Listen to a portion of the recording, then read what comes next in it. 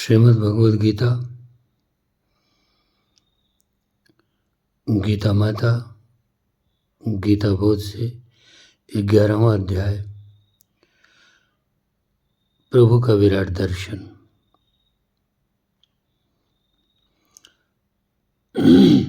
अर्जुन ने विनय की, भगवान, आपने मुझे आत्मा के विषय में जो वचन कहे उससे मेरा मोह दूर हो गया है। आप ही सब हैं, आप ही करता हैं, आप ही संहरता हैं, आप नाश रहित हैं। यदि संभव हो तो अपने ईश्वरीय रूप का दर्शन मुझे कराइए। भगवान श्री कृष्ण महाराज बोले, मेरे रूप हजारों हैं और अनेक रंग वाले हैं। उसमें आदित्य, वस, रुद्र इत्यादि समाये हुए हैं। मुझ में सारा जगत चर और अचर समाया हुआ है। यह रूप तू अपने इन चर्म चक्षुओं से नहीं देख सकता, अतः मैं तुझे दिव्य चक्षु देता हूँ, उनके द्वारा तू देख। संजय ने धृतराष्ट्र से कहा, हे राजन, भगवान श्री कृष्ण ने अर्जुन को यह कहकर अपना जो अद्भुत रूप दिखाया, जो अपना अति अद्भुत स्वरूप दर्शन कराया, उसका वर्णन वाणी से नहीं किया जा सकता। हम लोग नित्य एक सूर्य देखते हैं, पर ख्याल कीजिए कि ऐसे हजारों सूर्य नित्य उगें तो उनका तेज जैसा होगा, उससे भी अधिक यह तेज चकाचौंध पैदा करने वाला था। इसके आभूषण और वस्त्र भी ऐसे ही दिव्य थे। उसके दर्शन करके अर्जुन के रोंगटे खड़े हो गए, उनका सिर चकराने लगा और कांपते कांपते वो स्तुति करने लगे, हे प्रभु, हे देव, आपके इस विशाल देह में मैं तो सब कुछ और सब किसी को देखता हूँ। ब्रह्मा उसमें हैं, महादेव उसमें हैं, उसमें ऋषि हैं, सर्प हैं। आपके हाथ मुँह को गिनना असंभव है। आपका आदि नहीं, अंत नहीं, मध्य नहीं है। आपका रूप मानो तेज का सुमेरु है। देखते आंखें चौधिया जाती हैं। सुलगते हुए अंगारों की भांति आप झलक रहे हैं और तप रहे हैं। आप ही जगत के आधार हैं, आप ही पुराण पुरुष हैं, आप ही धर्म के रक्षक हैं। जहाँ देखता हूँ वहाँ आपके अवयव दिखाई दे रहे हैं। सूर्य चंद्र तो आपकी आँखों सरीखे जान पड़ते हैं। आपने ही इस पृथ्वी और आकाश को व्याप्त कर रखा है। आपका तेज सारे जगत को तपा रहा है। यह जगत थरथरा रहा है। देव, ऋषि, सिद्ध इत्यादि सब हाथ जोड़कर कांपते हुए आपकी स्तुति कर रहे हैं। यह विराट रूप और यह तेज देखकर मैं तो अति व्याकुल हो गया हूँ। शांति और धैर्य छूटा जा रहा है। हे देव, हे परम प्रभु, प्रसन्न होइए। आपकी दाढ़ें विकराल हैं।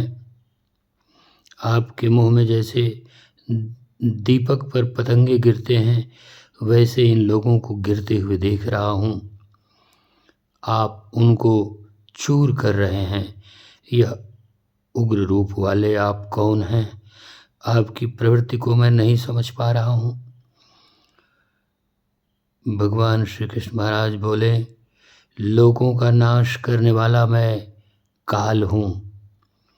तू चाहे लड़ या न लड़, इन सब का नाश समझ। तू तो निमित्त मात्र है, बहाना है। अर्जुन बोले, हे देव, हे जगन निवास, आप अक्षर हैं, सत्य हैं, असत हैं, और उससे भी जो परे है वह भी आप ही हैं। आप आदिदेव हैं, आप पुराण पुरुष हैं, आप इस जगत के आश्रय हैं, आप ही जानने योग्य हैं। वायु, यम, अग्नि, प्रजापति भी आप ही हैं। आपको हजारों नमस्कार पहुँचे। अब अपना मूल रूप धारण कीजिए प्रभु। इस पर भगवान श्री कृष्ण महाराज ने कहा, तेरे ऊपर प्रसन्न होकर मैंने तुझे अपना यह विराट स्वरूप दिखलाया है। वेदाभ्यास से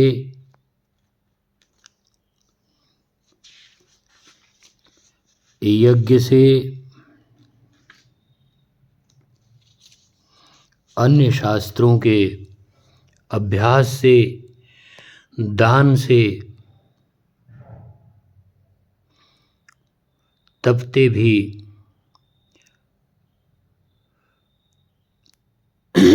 अत्यंत तपश्चर्या से भी यह स्वरूप नहीं देखा जा सकता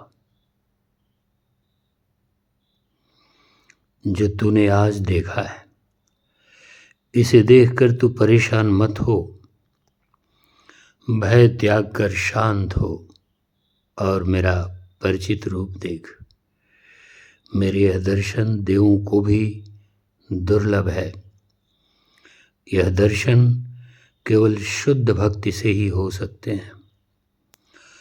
जो अपने सब कर्म मुझे समर्पण करता है, मुझ में परायण रहता है, मेरा भक्त बनता है, आसक्ति मात्र को छोड़ता है और प्राणी मात्र के विषय में प्रेममय रहता है, वही मुझे पाता है।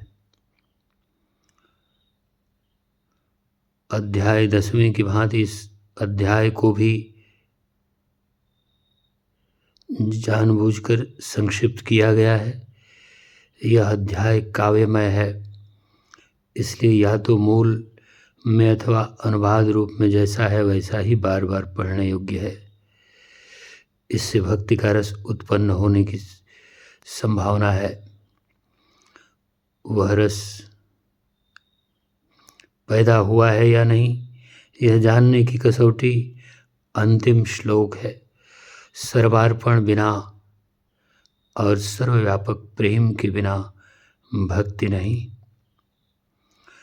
ईश्वर के काल रूप का मनन करने से और उसके मुख में सृष्टिमात्र को समा जाना है।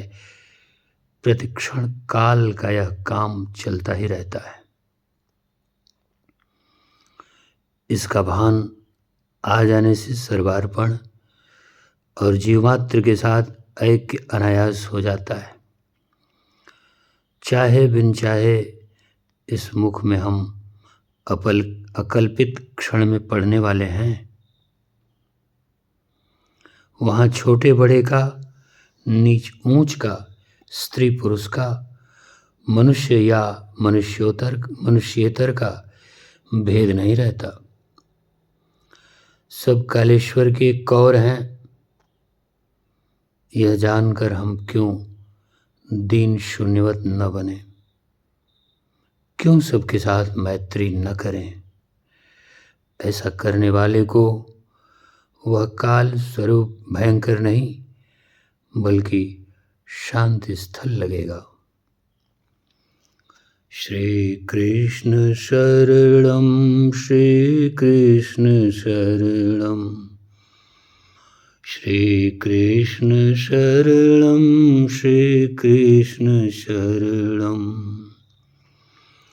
मूकं करोति वाचालं पङ्गुं लङ्घयते गिरिं यत्कृपात्तमहं वन्दे परमानन्दं माधवम्। मूकं करोति वाचालं पङ्गुं लङ्घयते गिरिं यत्कृपात्तमहं वन्दे परमानन्दं माधवम्। एकं शास्त्रं देवकीपुत्रगीतमेको देवो देवकीपुत्र एव एको मन्त्रस्तस्य नामानि यानि कर्माप्येकं तस्य देवस्य सेवा। त्वमेव माता च पिता त्वमेव त्वमेव बन्धोश्च सखा त्वमेव त्वमेव विद्या द्रविणं त्वमेव त्वमेव सर्वं मम देव देव त्वमेव सर्वं मम देव देव त्वमेव सर्वं मम देव देव। ॐ श्री परमात्मने नमः। ॐ श्री परमात्मने नमः। ॐ श्री परमात्मने नमः। श्रीकृष्ण शरणं श्रीकृष्ण शरणं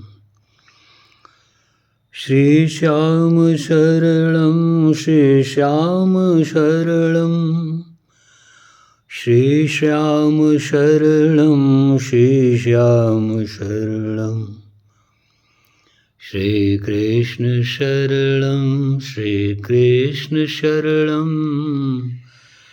श्रीकृष्ण शरणं श्रीकृष्ण शरणं श्रीकृष्ण शरणं श्रीकृष्ण शरणं श्रीश्याम शरणं श्रीश्याम शरणं श्रीश्याम शरणं श्रीश्याम शरणं श्रीकृष्ण शरणं श्रीकृष्ण शरणं श्रीकृष्ण शरणं श्रीकृष्ण शरणं।